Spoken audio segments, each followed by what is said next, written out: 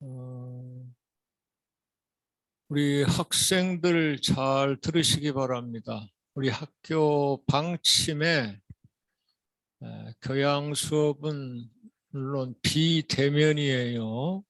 전공 수업도 학생이 많은 경우는 비대면이고, 하지만은 우리 강의실은 워낙 크고, 그 다음에 조금 특별한 수업이기 때문에 될수록 현장에 참석해 달라고 해서 지난주부터 모였는데, 지난주에는 한 3, 40명 모였어요.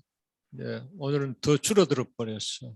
내가 여러분들한테 지난주 공지하기를 이번 달부터 열심히 참석하면은 총장님 수료증도 준다 그랬잖아요. 그 메시지 보셨는가요? 세상에 이런 교양 강좌가 어디 있어요?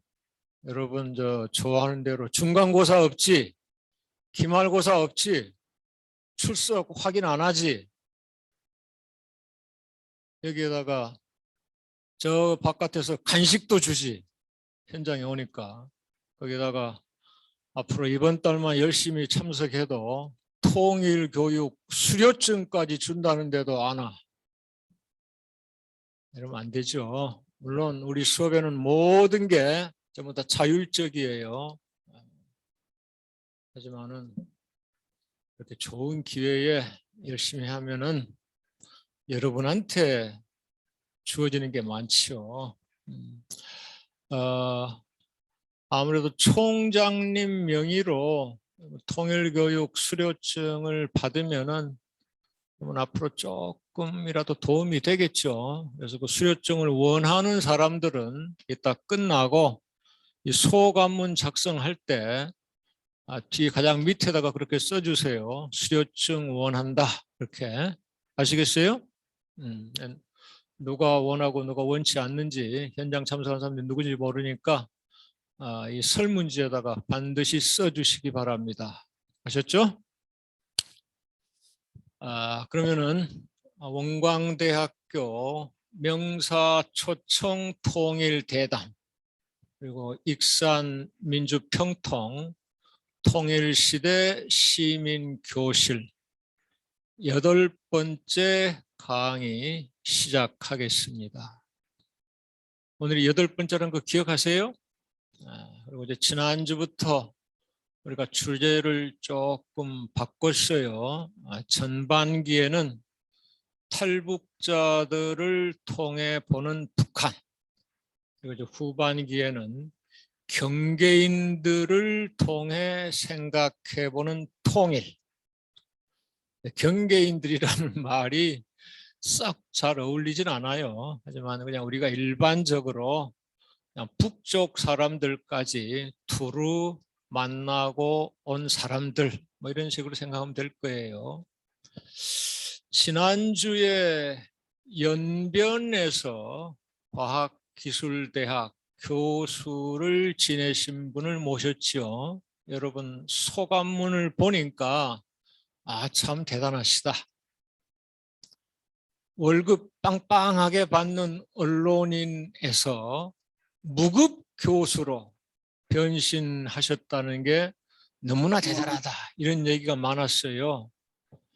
오늘은 더 대단하신 분을 모십니다.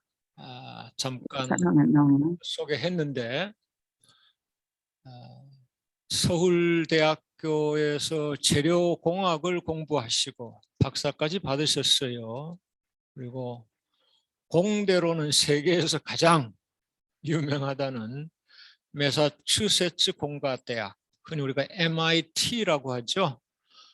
거기에서 연구원을 지내셨습니다. 아주 유명한 공학 박사, 공학 전문가였는데 어느 날 갑자기 연변으로 가신 거예요. 지난주에 오셨던 분처럼 연변 과기대에서 조선족 음소거 해주세요.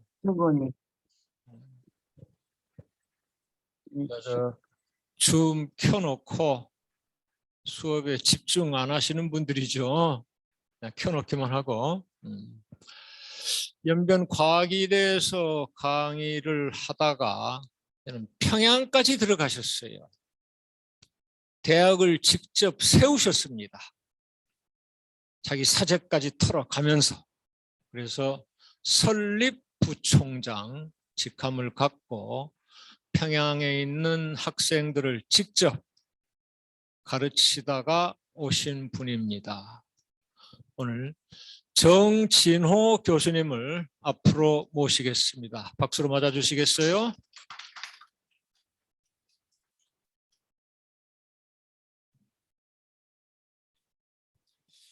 반갑습니다.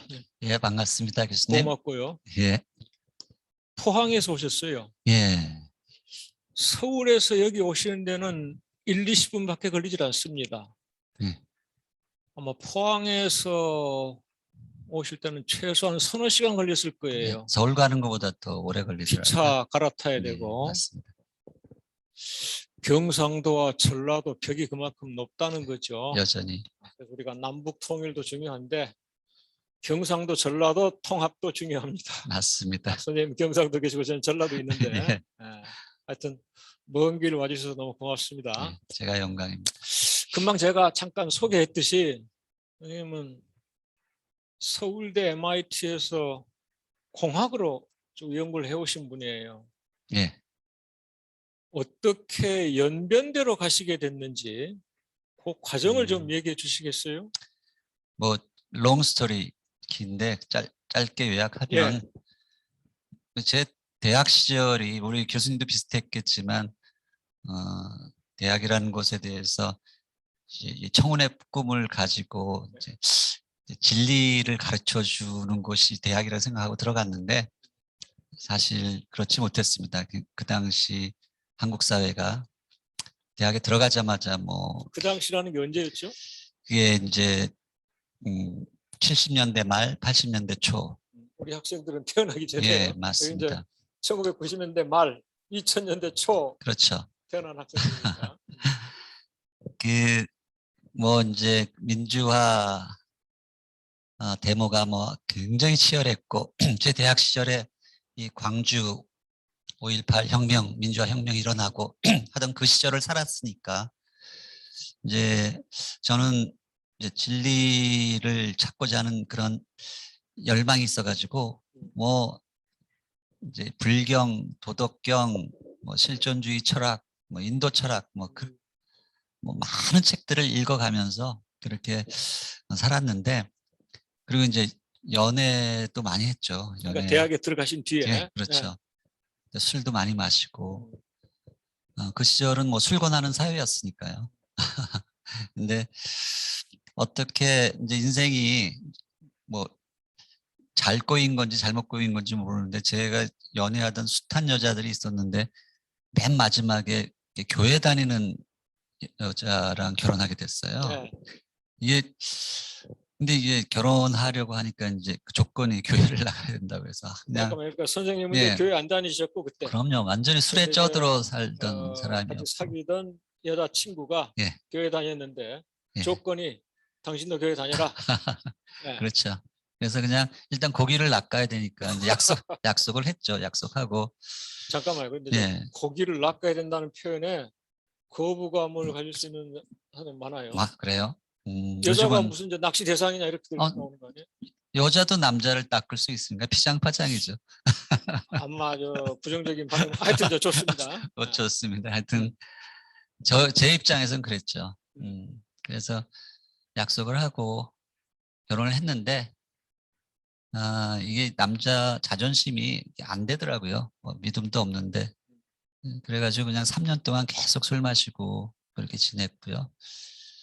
뭐 그러다가 이제 박사학위를 받고 미국으로 가게 된 거죠. 가서 참 뭐 그 우여곡절을 다 이야기하기는 너무 시간이 짧고요.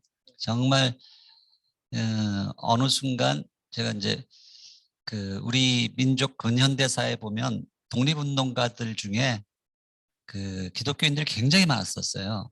근데 그렇죠.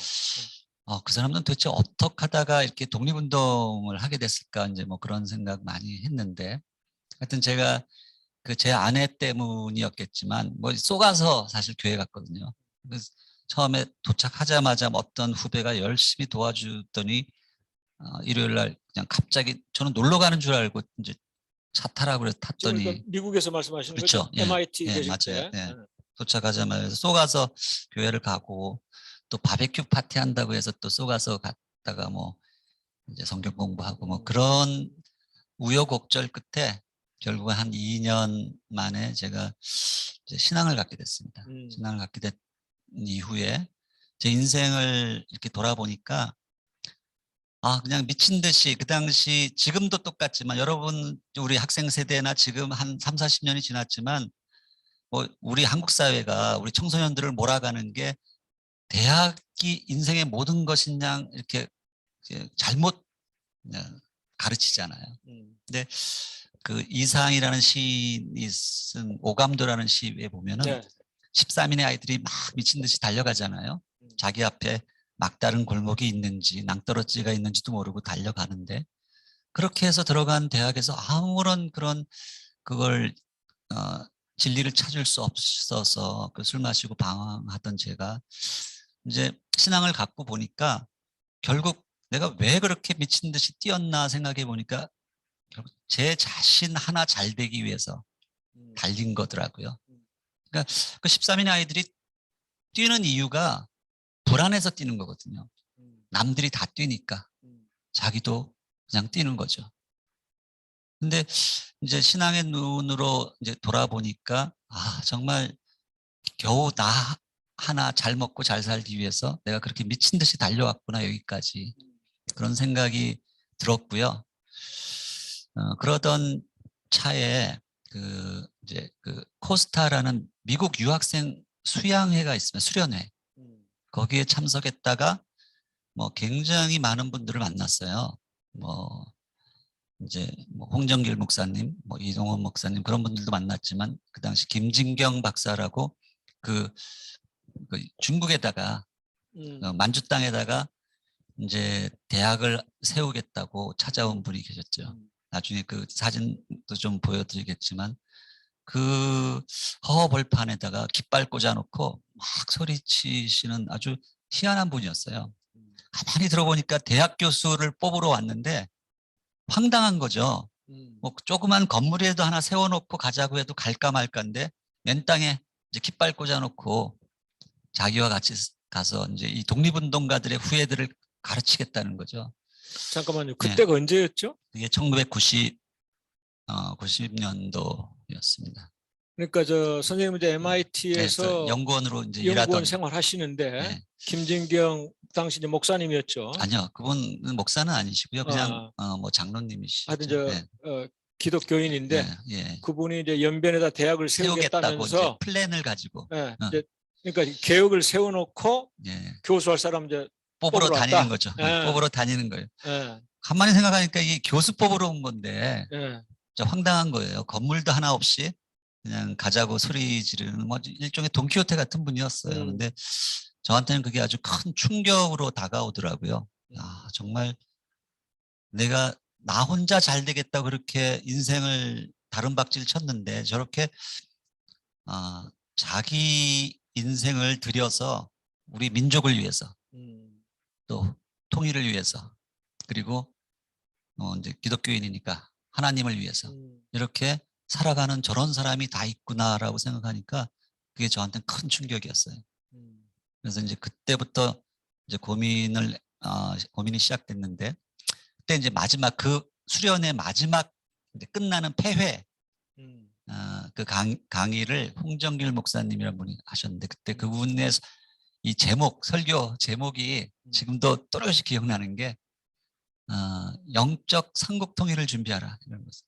그러니까 영적 삼국 통일. 그러니까 앞으로 남과 북의 통일은 말할 것도 없고 흩어진 우리 디아스포라, 전 세계에 흩어진 디아스포라 코리안과 함께 나아갈 삼국 통일의 시대가 온다는 거예요. 그러면서 우리 청년들에게 제가 이제 그때 30대 막 됐던 때인데 청년들이여, 영적 성국통일을 위해서 인생을 투자하고 준비해라. 이게 이제 그 제목이었어요. 강연 내용. 그때 제가 이제 마음에 아주 큰 감동을 받고, 그렇다. 내가 내 인생을 이 의미 있는 일에, 우리 민족이 하나 되고 통일되는 이 일에 내 인생을 던져야겠다라고 그때 결심을 내렸던 것 같아요. 그게 이제 제 인생의 아주 큰 터닝 포인트였고요. 그 당시 저는 이제 진짜 잘 나가는 이제 공학자였기 때문에 그 나사에서 이렇게 받은 프로젝트, 큰 프로젝트, 우리가 얼마 전에 우리 누리호도 올라갔지만 그래서 잠깐만 예. 나사라고 하면 우리 학생들은 모를 거예요. 미국의 우주개발연구소예요. 나사. 그러니까 MIT라는 미국 최고 공학부 대학에서 나사 협찬으로 지금 연구를 하신 거죠. 예, 그렇죠. 네. 그 프로젝트, 큰 프로젝트로. 프로젝트. 예. 그러니까 그 이제 로켓을 쏘면 우주 공간에서 그냥 놀다가 내려오는 게 아니라 그 안에서 많은 실험들을 하거든요. 그러니까 지구의 중력 때문에 못하는 실험들이 있어요. 그래서 무중력 상태가 되어야만 할 수 있는 실험들을 하는데 그걸 이제 미리 실험 조건을 다 미리 계산해서 잡아놓고 가야 되니까 그걸 이제 컴퓨터로 뭐 연력학, 유체역학, 전자기학 뭐 몽땅 다 뒤섞여 있는 복잡한 이제 미분 방정식을 푸는 그런 이제 컴퓨터 프로그램 컴퓨터 시뮬레이션이라고 그러죠. 그것을 연구를 하고 있었고 그 결과가 엄청나게 잘 나오고 있어가지고 제 이제 MIT는 제 그 어드바이저 유태인 지도 교수가 저를 이제 붙들려고 뭐 월급을 그 당시에 제일 많이 받는 막 올려주고 그리고 영주권 주겠다고 너는 계속 나랑 같이 일하자 이제 그걸 붙들고 있었는데 제가 이제 고민하다가 그렇게 미국에 남아서 계속 살면 내 인생이 어떻게 될까 이렇게 가늠을 해봤어요. 가늠을 했더니 열심히 그렇게 미친 듯이 일하면서 살아가지고 결국 내가 이제 내 나이 한 50, 60 됐을 때 뭐 한 3층짜리 저택 이런 거 하나 마련하고 뭐 수영장이 좀 딸려 있는 그런 집일 거고 뭐 자동차 한 몇 대 굴리고 그게 제 인생의 마지막 파이널 골이라는 생각이 딱 들었어요. 노벨 과학상도 노려볼 수 있어요. 뭐 하여튼 근데 그것을 위해서 제 인생을 던지기에는 제가 너무 아깝다고 생각을 한 거죠. 이게 이제 제가 신앙이 생겼으니까 그런 마음이 들었겠죠. 그래서 이제 그 제안을 거절하고 이제 그 당시 이제 중국 그리고 중국 다음엔 북한 이 두 나라를 위해서 제 인생을 드려야겠다 그런 이제 결심을 하고 잠깐만요. 지난주에도 그랬어요. 예. 아마 곽승지 선생이라고 아실 거예요. 알죠. 연변대 잘 같이 알죠. 계셨을 예, 그분 테니까. 예. 그분이 연합뉴스에서 월급을 잘 받고 있다가 저는 이제 무급 교수라고 했는데 연변과학이 되나 태양과학이 되나 월급이 뭐 없죠. 월급이 나온 게 없었잖아요. 그럼 이제 선생님 같은 경우에는 MIT에서 이렇게 잘 나가는 연구원이었고 아마 세계 최고 우주 과학자가 될 수도 있었을 텐데 노벨 과학상을 받았을 수도 있고 뭐 3층짜리 저택에다 수영장 딸리고 뭐 그냥 세계 최고급 차 몰면서 그래 호화스러운 생활을 충분히 하실 수 있었을 텐데 물질적인 그건 아무것도 아니고 어떤 영적인 통일을 이루기 위해서 무급직이라도 좋다. 연변에 들어가고 평에 들어가서 봉사하겠다. 좀 그거예요?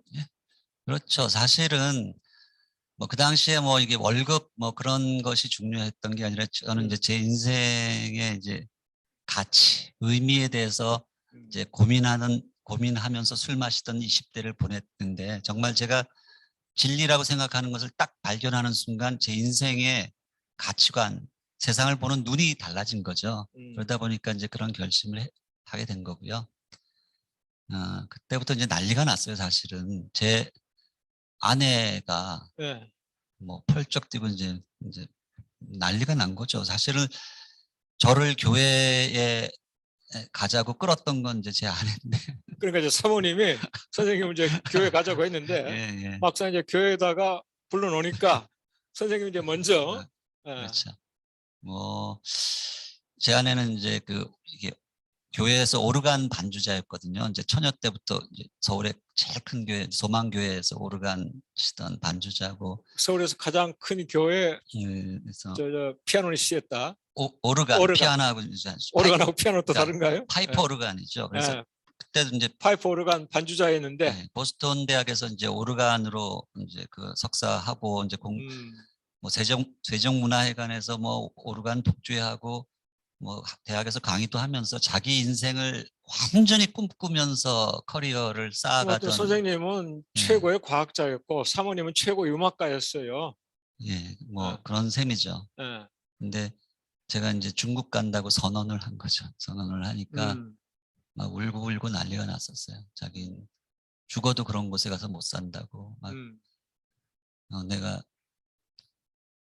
교회 가자 그랬죠. 근데 중국 가자 그랬는데 예. 예. 그런 일이 벌어졌는데 그래서 그 제 아내를 설득하고 하느라고 거의 한 3년 가까이 걸린 셈이에요. 3년. 예. 예.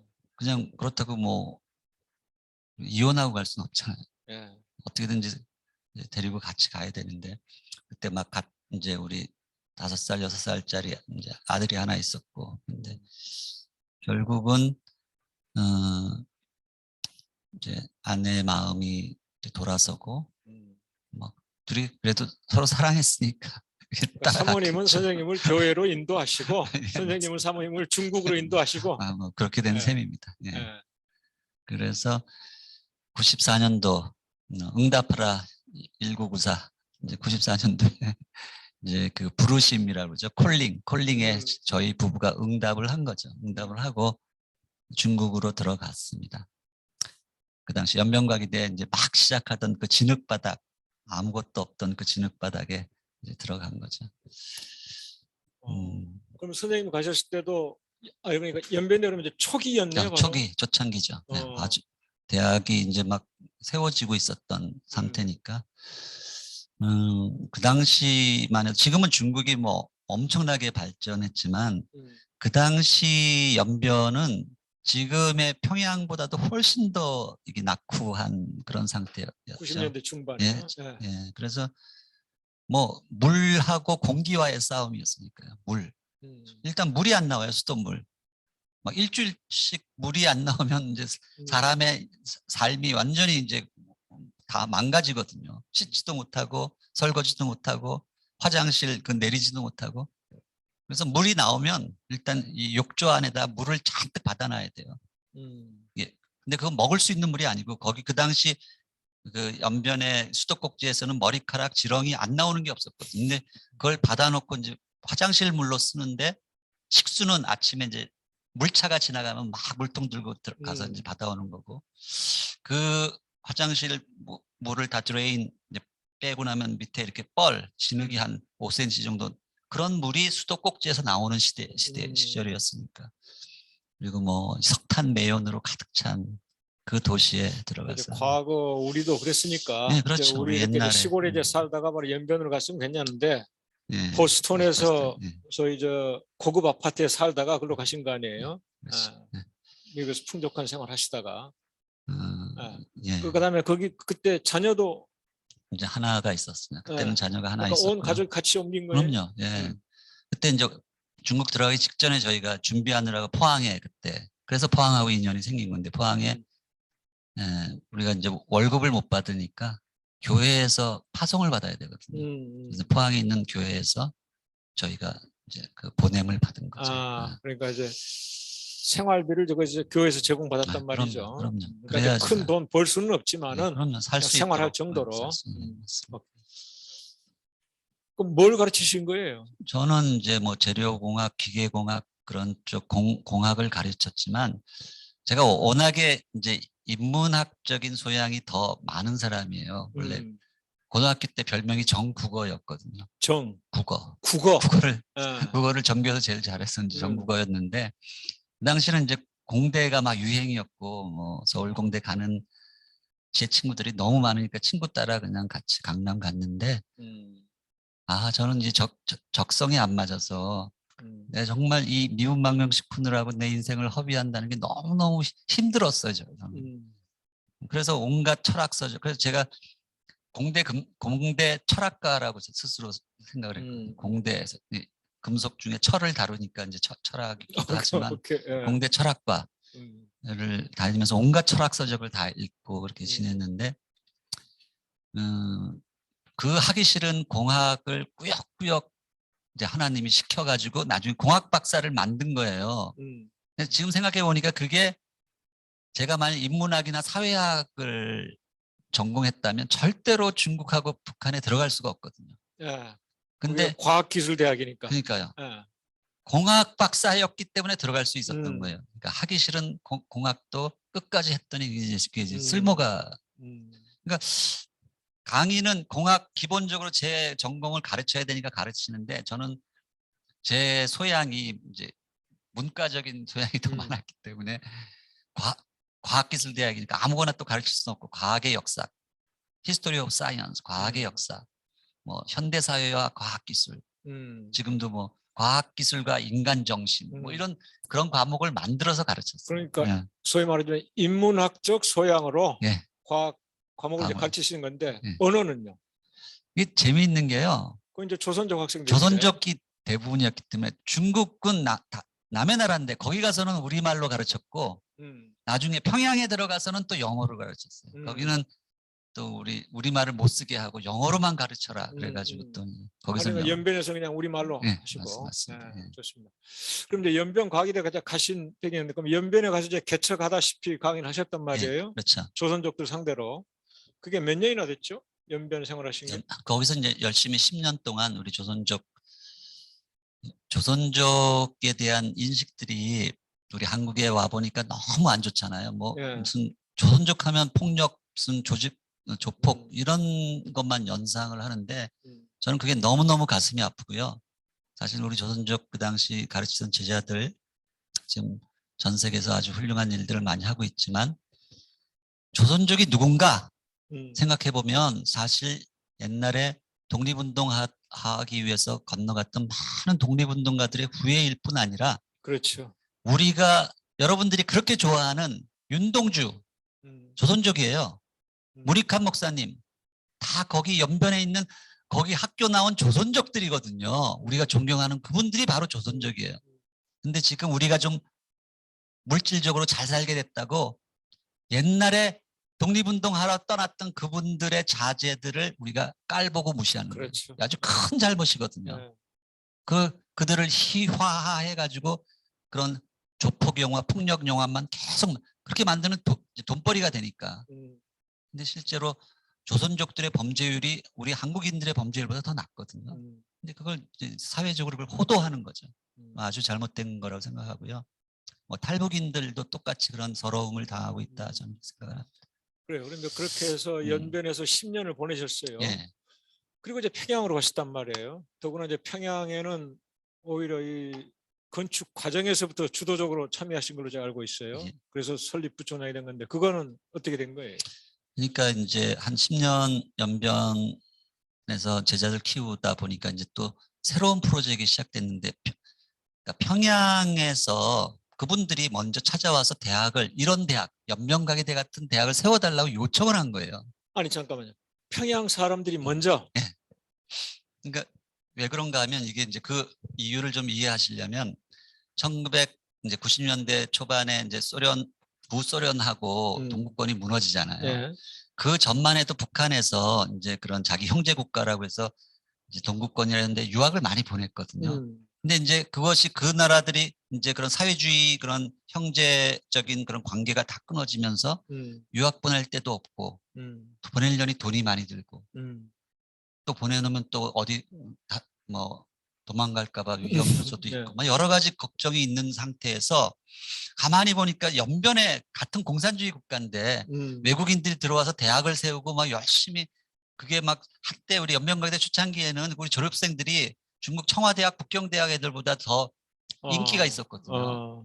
그러니까 기업에서 데려다 쓰니까 완전히 다른 애들이거든요. 얘네들. 그 사회주의 경직된 사고가 아니고 완전히 그냥 이제 국제 감각을 가지고 뭐 프레젠테이션도 뭐 PPT도 자유롭게 하고 하니 깜짝 놀란 거죠. 중국 사회에서 그렇게 이제 쓰임을 받았는데 이제 북한 분들이 생각해 보니까 이런 대학을 우리도 평양이 하나 세우면 음. 유학 가는 그런 효과를 예. 낼 수 있잖아요. 예. 그분들도 아무래도 외국과의 그런 관계 교량 역할을 할 수 있는 인재가 필요하잖아요. 영어도 잘하고 이런 인재가 필요한데, 그러니까 와서 이제 부탁을 하게 됐는데, 재밌는 에피소드는 이제 그런 부탁하기 전에 미리 그분들이 이제 뭐 김일성 종합대학, 뭐 김책공대 이런 교수들 한 5명하고 또 거기서 같이 따라오는 안전원 뭐 예. 이렇게 해가지고 한 6명쯤이 연변가게대에 와서 한 달 동안 살았어요.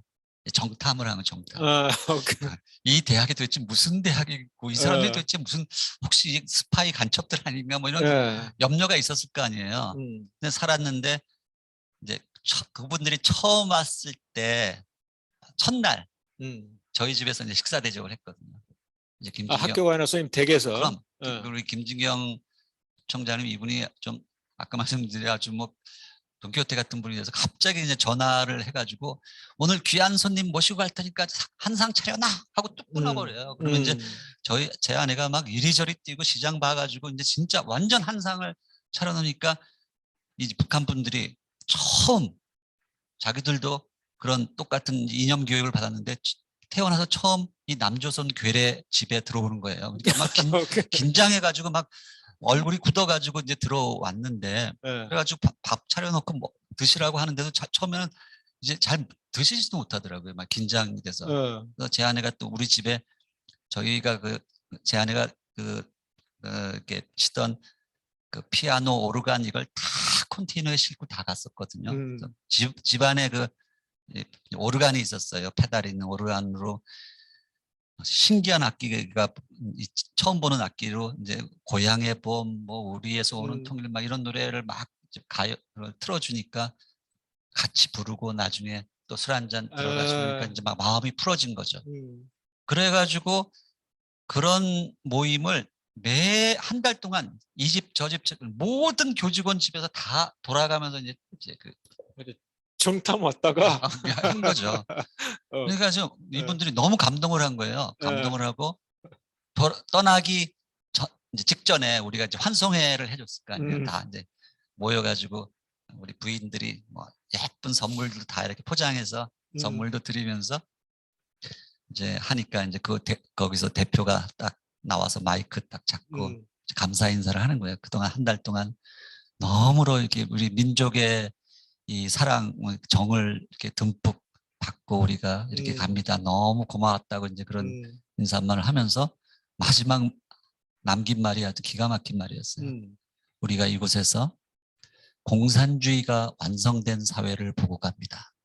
공산주의가 완성됐다. 완성된 사회를 보고 갑니다. 그러니까 그분들이 교과서에서 배운 공산주의라는 것은 누구나 다 서로 돕고 서로 공평하게 잘 먹고 잘 사는 그런 유토피아를 공산주의라고 부르는 거거든요. 그래서 잠깐만 이건 우리 학생들한테 이거는 이제 우리 줌으로 참여하는 일반인들도 마찬가지고요. 우리가 우리 남쪽 사회에서 공산주의 하면은 치를 떨게 되죠. 그렇죠. 이제 맞습니다. 분단, 특히 전쟁을 거치면서. 거쳤습니다. 그렇죠. 하지만 이따가도 이제 독립운동가 얘기가 나올 때 아마 다시 할지 모르겠는데, 원래 이제 공산주의라고 하는 것은 그야말로 온 세상 사람들이 민족을 초월하고 국경을 초월하고 더불어 잘 사는 것 아니에요. 그렇죠. 특히 이제 노동자, 농민이 주인 되는 세상. 근데 이제 그거를 이루고자 하는 방법이 폭력도 들어가고 독재도 들어가는데, 하여튼 공산주의가 지향하는 목표는 그렇죠. 너무나 이상적이잖아요. 그러니까 오히려 유토피아. 실현 불가능할 정도로 이상적이니까 그게 한 가지 흠이에요. 근데 이제 그 북쪽에서 온 사람들이 하는 얘기가 여기 연변에서 선생님들을 통해서 완벽하게 공산주의가 이루어진 것을 맛봤다는 거 아니에요. 그러니까 이분들은 이제 사회주의라는 것은 아직 그 파이널 골이죠. 목표, 공산주의에 도달하지 못하고 아직 모순이 많이 있는 상태를 그렇죠. 사회주의라고 생각하는데, 자기들은 이제 교과서에서 배운 그 공산주의가 되기 위해서 지금 노력하고 있는 중이잖아요. 그러니까 현실은 여전히 가난하고 힘들고 뭐 어려울 수 있는데, 근데 여기 연변에 와서 연변가게대에서 한 달 살아보니까 자기들이 꿈꾸고 배웠던 그 공산주의가 완성된 사회가 있는 것 같은 거예요. 그거를 우리가 보고 갑니다. 이런 이야기. 그러니까 그분들이 돌아가서 얼마나 리포트 보고를 예. 잘했겠어요. 예. 가보니까 이 사람들이 다 외국인들이 뭐 우리 민족만 있는 게 아니라 완전 그 서양인들도 다 와서 같이 가르치고 예. 있는데 좀 한 가지 흠이라면 다 그 사람들이 기독교인이라는 게 좀 조금 그렇지만 예. 그거 이외에는 다 그냥 아무런 그 무슨 정치적인 목적도 없고 정말 그 학생들을 사랑하고 이렇게 아끼면서 가르치는 이 모습이 너무 이제 감동이 된 거죠. 그걸 이제 다 보고를 한 거죠. 그리고 나서 이제 한참 후에 이제 사람들이 찾아온 거예요. 우리도 이와 연명가기대 같은 이런 대학을 평양에도 세워달라. 그래서 이제 저희가 이제 그 프로젝트가 시작이 된 거죠. 근데 뭐 그 당시만 해도 연명가기대 많은 교수님들조차 평양은 말도 안 된다고 생각했어요. 그 위험하고 또 언제 이게 뒤집어질지 모르는데 예. 지금 연명가기대가 또 한참 너무 잘 되고 있었거든요. 근데 그 잘 되고 있는 그 터전을 떠나서 또 다른 곳으로 간다는 게 엄두가 잘 안 나니까 다들 안 하려고 도망 다니는 그런 분위기였는데 저는 이제 처음에 이제 영적 삼국통일 제 인생의 그 비전을 받을 때부터 북한이 가슴에 완전히 꽂혔기 때문에 이제 자원해서 그 일에 뛰어들었죠. 다시 그러니까 연변에서 또 다시 이제 평양을 향해서 다시 간 거죠. 야, 근데 정말 이 북쪽에서 아무리 그 연변과기대가 어떤 이상적인 뭐였다고 하지만은 자신들의 그 교육을 남들한테 맡긴다는 것 아니에요. 쉽지 않죠. 북쪽에서 가장 무서워하는 게 종교 침투, 무슨 외래 네, 사상 맞아요. 침투 이럴 텐데 더구나 그 학교가 기독교에 기반하는 학교예요. 예. 더구나 그 기독교도 흔히 우리가 말하는 그 진보적인 그쪽보다 약간 좀 보수적인 성향이 있고 그러한 기독교도들이 세우는 대학에다가 자기네 학생들을 맡긴다는 것 아니에요? 예. 그러니까 쉽게 말해서 종교와 교육을 개방하겠다는 건데 예. 정말 이건 대단한 발상이죠. 그러니까 이제 종교에 대한 개방은 일체 허용하지 않았죠. 물론 그렇죠. 그러니까 당신들을 우리가 초청하는 것은 이 과학기술 교육, 교육을 위해서 초청하는 것이지 교수로서 우리가 인바이트 된 것이지 예. 일체 종교 선전은 못하도록 그렇게 성교는 못하게 하고. 예, 그거죠. 그래도 기독교에서 세운 대학이라는 것 아니까. 아니까 예. 그리고 이제 또 다 알죠. 공식적으로는 뭐 예. 저거 안 하더라도 예. 거기서 이제 교수 학생들 다 같이 그냥 뭐 24시간 생활하는 거 아니에요. 그렇죠. 그럼 당연히 그 중에는 뭐 하나님 얘기도 나올 테고 기독교 얘기 나오지 않았겠어요? 근데 그런 것까지 다 감수하고 하여튼 대학을 세워달라는 거 아니에요? 예. 그렇게 그래서 이제 저희가 오히려 이제 들어갈 때 굉장히 이제 우리 교수진들한테 교육을 시키고 조심시켜야 되는 것은 섣불리 그런 마음이 있다 하더라도 그걸 절대로 표시하지 말라. 그런 것들로 인해서 전체 프로젝트가 이제 어그러지고 그 사람들을 화나게 만들면 안 되니까 우리는 그냥 말로 하는 그런 선교가 아니다. 우리는 삶으로 보여주는 정말 사실은 예수님이 그 제자들 가르칠 때도 거의 똑같았거든요. 그 말로 하는 게 아니라 삶으로 보여주는. 그래서 그 평양에 있는 학생들을 부둥켜 안고 그들과 더불어 그러니까 개성공단만 해도요. 북측 노동자들과 우리 남측에서 간 사람들하고 같은 식당에서 식사를 못했어요. 예, 그렇죠. 근데 저희가 처음에는 우리도 못했는데 이제 1년, 2년 지나가면서 그 사람들이 우리들의 진정성과 그런 것에 대해서 이제 감동을 받고 신뢰가 쌓여가다 보니까 나중에는 학생과 외국인 교수진들이 다 카페테리아 안에서 다 프리토킹 하면서 식사를 할 수 있도록 한 1년쯤 지나서. 네, 그렇죠. 그것이 가능해졌습니다. 그러면 이제 그 평양에 대학을 세웠다는 것은 그쪽에서 이제 땅은 줬겠지만은 뭐 건축 자재라든지 하여튼 모든 비용은 그럼요. 선생님 내에서 부담하신 거 아니에요? 그럼요. 그 경비를 어디서? 그러니까 뭐 이제 전 세계를 다니면서 우리 코리안 한국 물론 한국에 있는 이제 큰 교회에서 작은 교회 크고 작은 교회 그러니까 기독교인들이 그 이제 호소하는 거니까 주로 교회를 많이 갖게 됐는데 전 세계 뭐 미국, 캐나다, 호주, 뉴질랜드, 유럽, 영국 안 가본 데가 없어요. 브라질까지 가서 그 모금 활동으로 모금을 하는 거죠. 모금하면서 또 함께 일할 교수진들도 함께 초청하고 그런 뭐 별의별 일들이 다 있었습니다.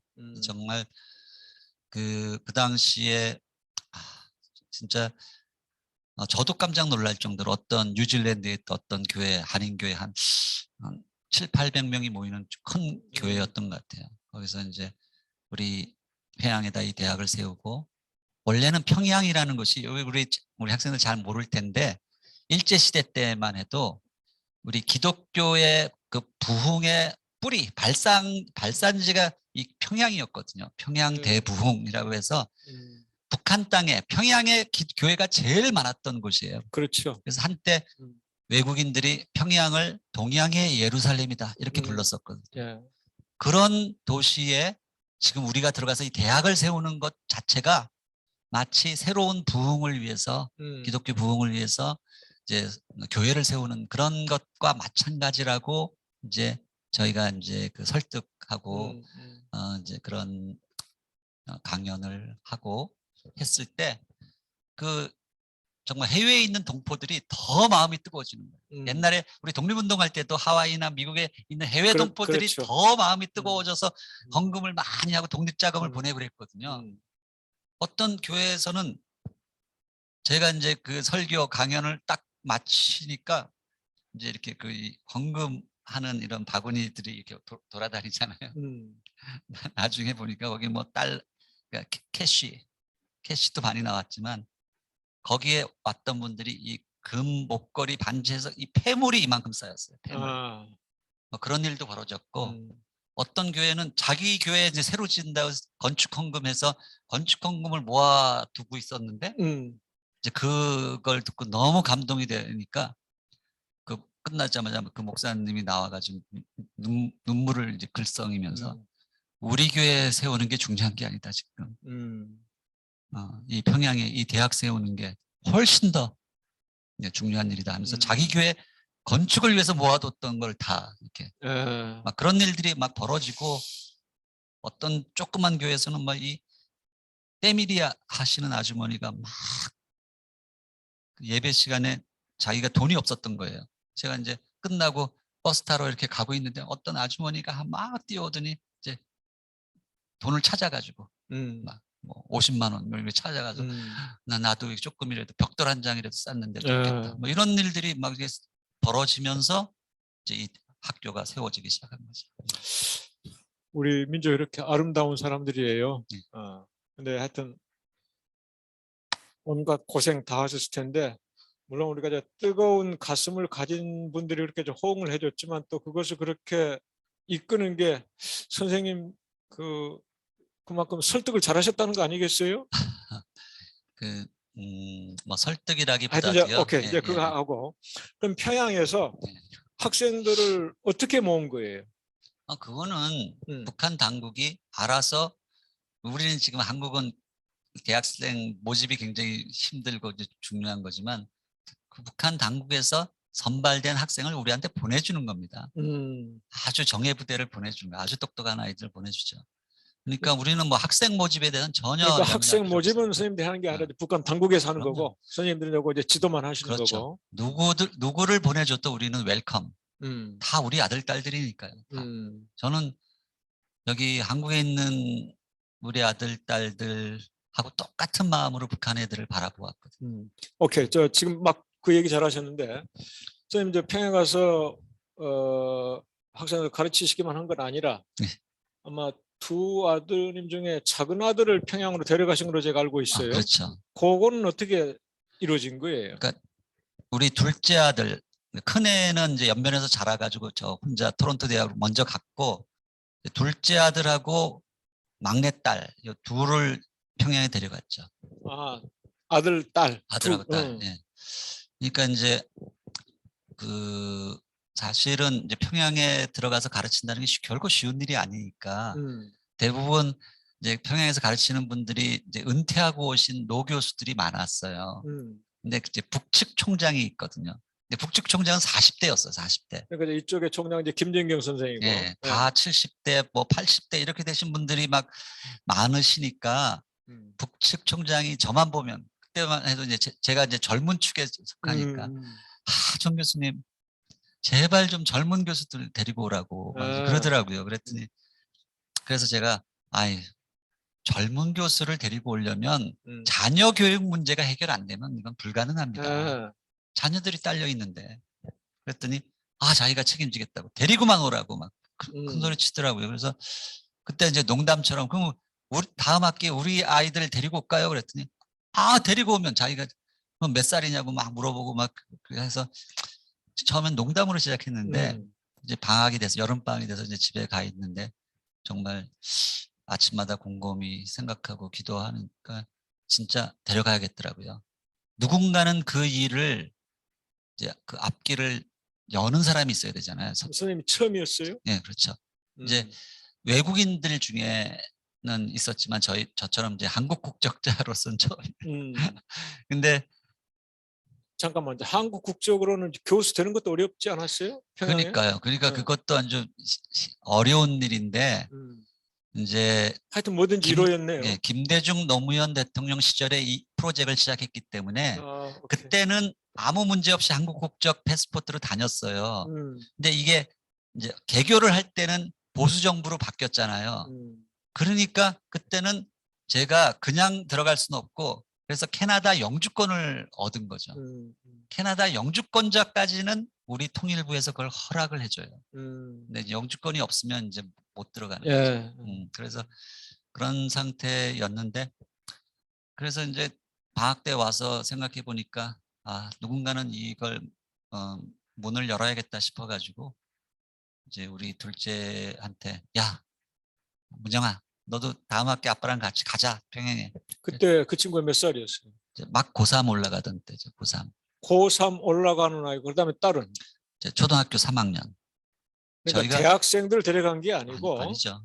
고3 초등학생을 평양으로 데려갔다. 그렇죠. 제가 아주 특별한 사람인데 제가 이게 10년에 하나씩 아이를 셋을 낳아서 10년 동안. 오케이.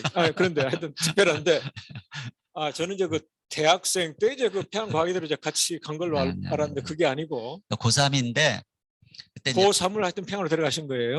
북측 그 총장이 나이가 그때만 해도 북한의 대학교 1학년생들은 북한이 12년제 교육이 아니고 10년, 11년이었기 때문에 그렇죠. 들어오는 애들하고 이 고3 우리 아이하고 나이가 같은 거예요. 그러니까 너는 그냥 평양과학에 대해서 이제 1학년 애들하고 이제 기초 과목 들으면 된다. 이제 아들은 고3이지만 그러니까 스페셜 스튜던트로 간 거죠. 그리고 이제 막내딸은 평양 시내에 보면 거기에 그게 있어요. 평양 포린 스쿨이라고 외국인 학교가 하나 있습니다. 그게 왜 생겼나 하면 1920년대 이럴 때 보면 아까 말한 것처럼 이게 엄청나게 선교사들과 교회가 많아가지고 평양의 동양의 예루살렘 시절에 선교사 자녀들을 위해서 만들어 놓은 외국인 학교가 하나 있었는데 지금은 거기가 이제 대사관 외교관 자녀들이 그 학교를 다니거든요.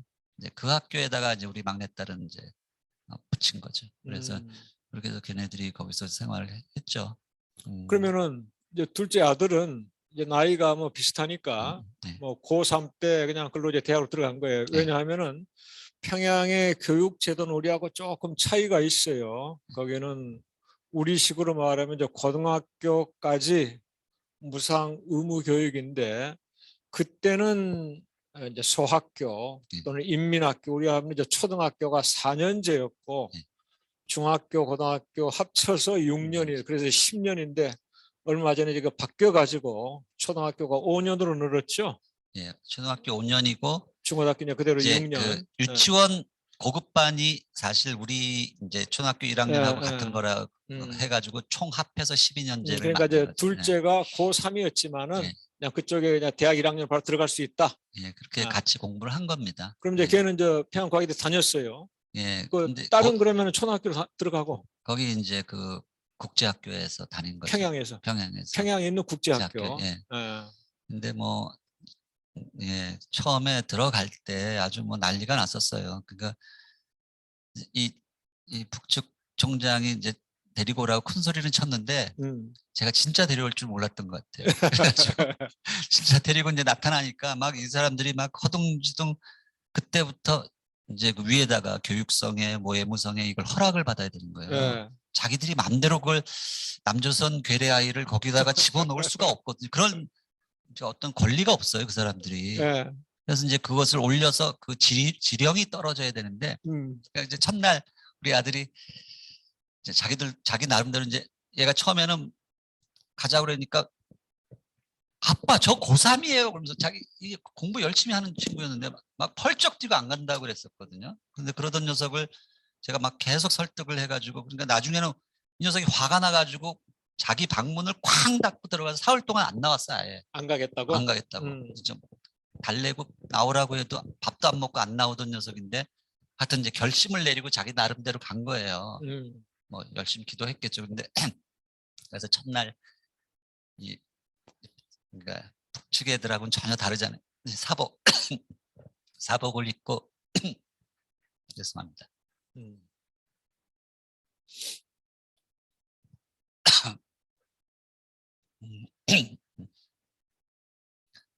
이제 머리를 천천히 하세요.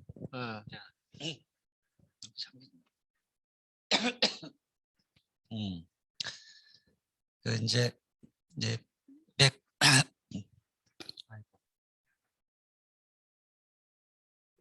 그 아이가 하여튼 연변에서 고등학교 3학년을 다니다가 이제 평양에 갔는데 그렇게 거부하던 아이가 네. 평양에 가가지고는 어떻게 그렇죠. 적응을 한 거예요? 그러니까 이제 첫날 갔다가 이제 교실에서 바로 쫓겨났어요.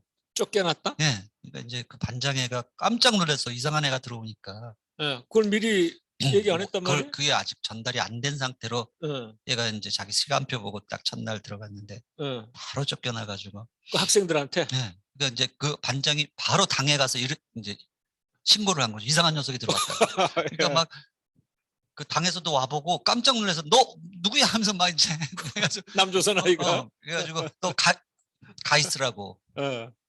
그랬더니 그 이제 그 저보고 데리고 오라고 그랬던 교장이 와서 막 미안하다 그러면서 아직 지령이 안 떨어졌어. 그러니까 며칠만 기다리라고. 예. 그래서 제가 그때는 뭐 좀 언짢았지만 하여튼 이 녀석은 이제 시무룩하게 이제 집에 왔고 이제 자기 이제 막내 동생 데리고 이제 운동장하고 이제 빙빙 돌면서 놀고 있는데. 잠깐만, 예를 들어서 예. 학기 중간에 들어간 것하고 학기 초예요. 완전 학기 학기 초. 초에 들어갔으면은 뭐 네. 반 아이들이 뭐 다 다를 수가 있잖아요. 근데 이제 처음 보는 아이가 뭐 제 1학년 때는 다른 반이었는데 몰랐는데 그걸 아니 얘네들은 다 교복을 입고 있고 얘는 완전 사복 입고 있잖아요. 아, 우리 남쪽 애들하고 똑같은, 우리 한국 애들하고 똑같은 그런 복장을 하고 나타났으니 얘네들은 다 교복 입고 있는데 완전히 다른 거죠. 벌써 생김새 자체가 다른데 오케이. 얘네들은 다 넥타이 매고 있고 지금 그런 예. 상태인데. 그래가지고 그거를 지령을 떨어지는 걸 기다리느라고 거의 40일이 걸렸어요. 40일. 그럼 한 달 동안 그럼 아이가 학교 못 나가고? 못 나가고 그냥 동생만 손잡고 다니면서. 그럼 동생은 문제가 없었어요? 동생도 못 나가요. 둘 다 지령이 같은 날 떨어졌는데. 예. 그러니까 운동장만 빙빙 돌고 식당 밥 때 되면 식당에 가서 밥 먹고 이제 그러는데, 재밌는 것은 뭔가 하면 교실에는 못 들어가게 했는데 애들이 이제 쉬는 시간에 축구하고 배구하고 막 놀잖아요.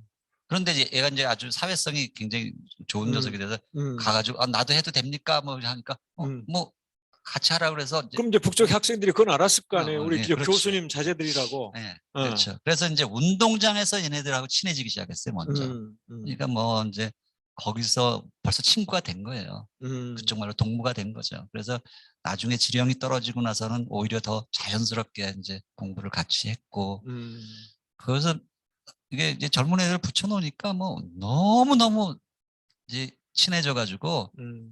그러니까 이 북한 애들이 우리 아들하고 이제 서로 말하고 싶고 이제 밥 한번 먹고 싶으니까 아침, 점심, 저녁, 아침, 점심, 저녁으로 계속 이제 식사 약속을 하는 거예요, 서로. 이 녀석이 집에 들어올 생각을 안 하고 이제 애들하고 이제 놀고 다니고 그렇게 했죠.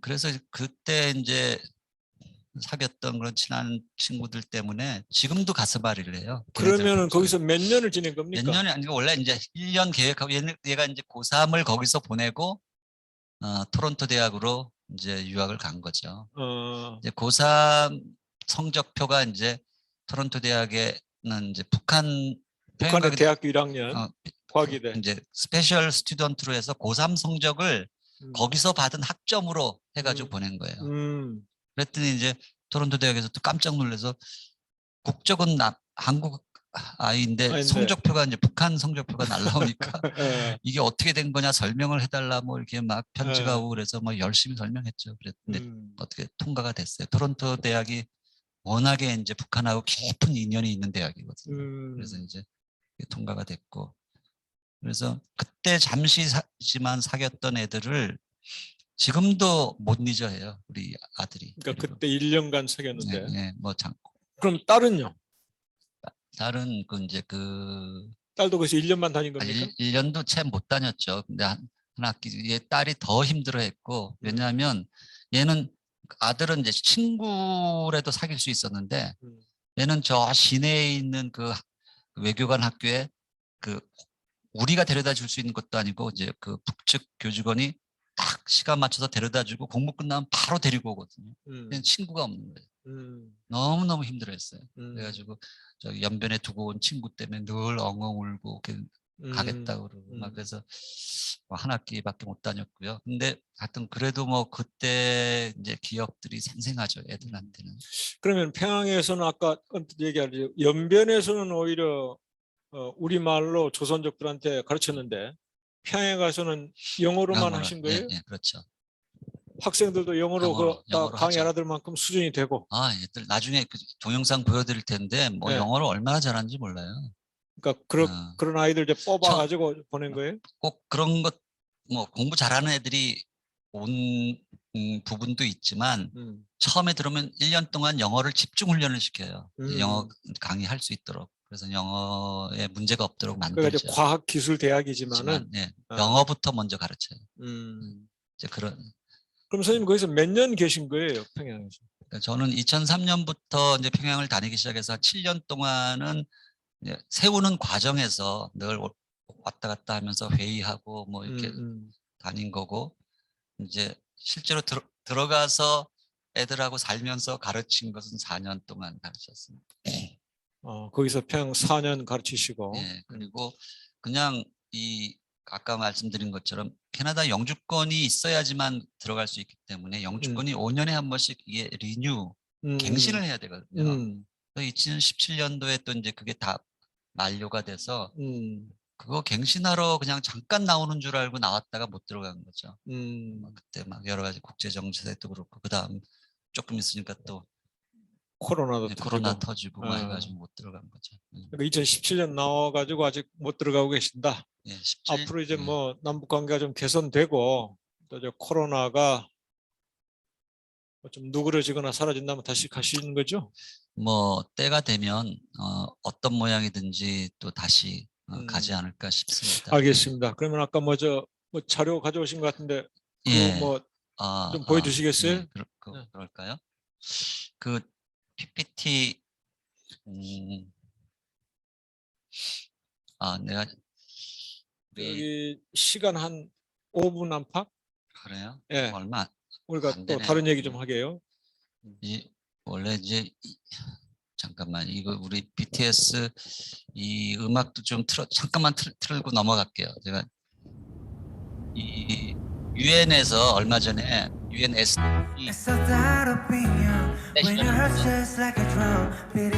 이 노래 부른 거 아시죠? 무슨 When it 노래예요? all seems like it's wrong, say a lot of Elton John to that feeling we're just getting started.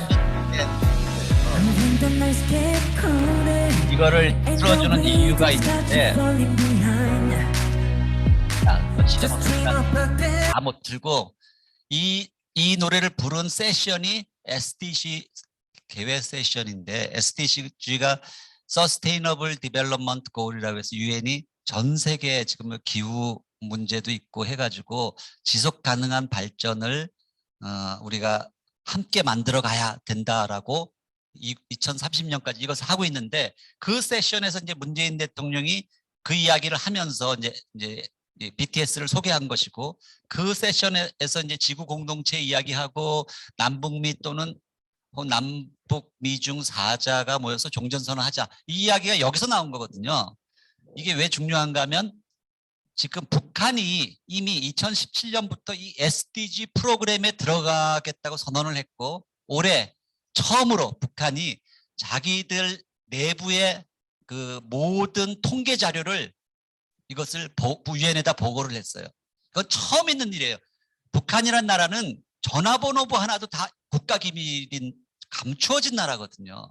근데 북한이 공식적으로 이 SDG에 참여하겠다는 뜻을 밝혔다는 것은 앞으로 정상국가로 이제 나서겠다라는 그런 의지를 표명한 것이거든요. 그 세션에서 우리 BTS가 이 노래를 부른 거예요. We don't need permission to dance. 우리는 춤추는데 무슨 누구한테 허락받을 필요 없잖아요. 그런 이야기예요. We don't need to permission to unify.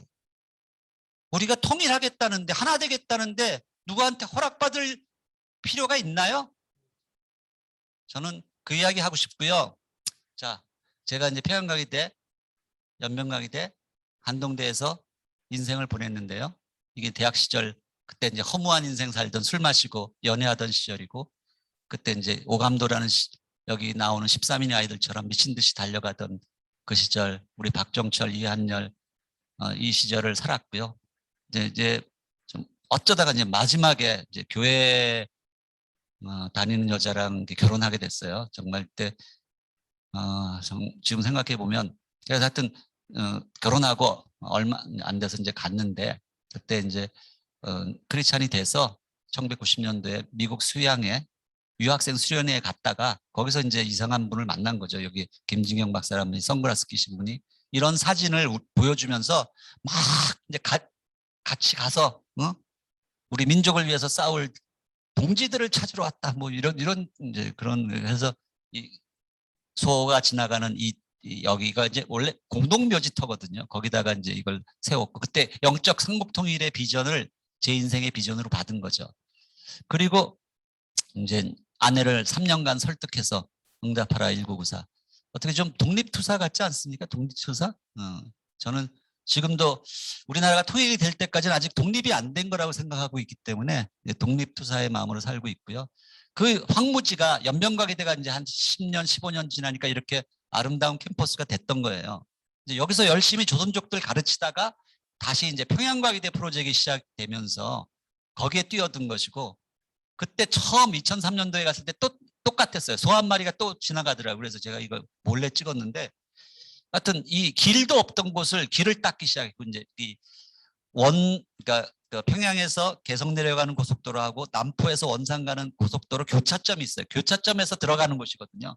거기서 이제 길을 닦아서 들어갔고, 정말 우리 프로젝트 팀 내에서도 이건 말도 안 된다. 미션 임파서블이라고 불렀어요. 미션 임파서블이다. 이게 처음에 이 말 하면 평양에다 대학 세운다고 하면 믿어주는 사람이 없었으니까. 근데 이제 그거를 이제 한층 올라가는데 한 1년씩 걸린 거예요. 그러니까 전 세계 다니면서 이제 모금해가지고. 그러니까 뭐 그때 얼마나 고민이 많았겠어요. 제 아내는 뭐 난리가 났어요. 당신 전 세계 다니면서 지금 이 평양에 대학 세운다고 하고 돈 모으고 이러고 있는데, 이거 실패하면 당신 사기꾼 내는 거야, 사기꾼. 막 그런 이야기 막 하면서 막 안절부절 하니까, 그때 제가 이제 속으로 기도하면 생각해 보니까 그렇더라고요. 이거 실패하면 사기꾼인데, 그래서 비저너리와 사기꾼이 종이 한 장 차이라는 걸 그때 알았어요.